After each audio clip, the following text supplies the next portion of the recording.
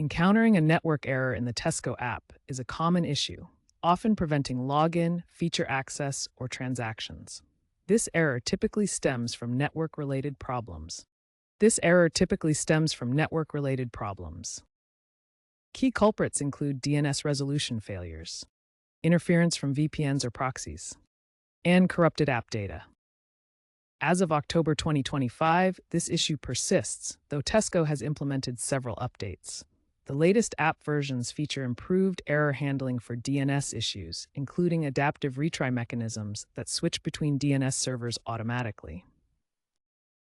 To initially address this, try these quick fixes. First, temporarily disable any VPNs or proxies you might be using. Tesco has acknowledged that these can cause errors. Second, ensure you're using a stable Wi-Fi network or a reliable mobile data connection. If disabling VPNs or proxies doesn't resolve the network error, the next step involves checking your DNS settings. A corrupted DNS cache can prevent the app from connecting to Tesco's servers. On Android, try flushing the DNS cache through the command prompt using ipconfig flush DNS. Clearing the Tesco app's data can also help by removing any corrupted cached information, login tokens, and settings. On Android, go to Settings, Apps, Tesco, Storage, Clear Cache Data. Remember, clearing data will require you to log in again. On iOS, navigate to Settings, General, iPhone Storage, Tesco Offload App.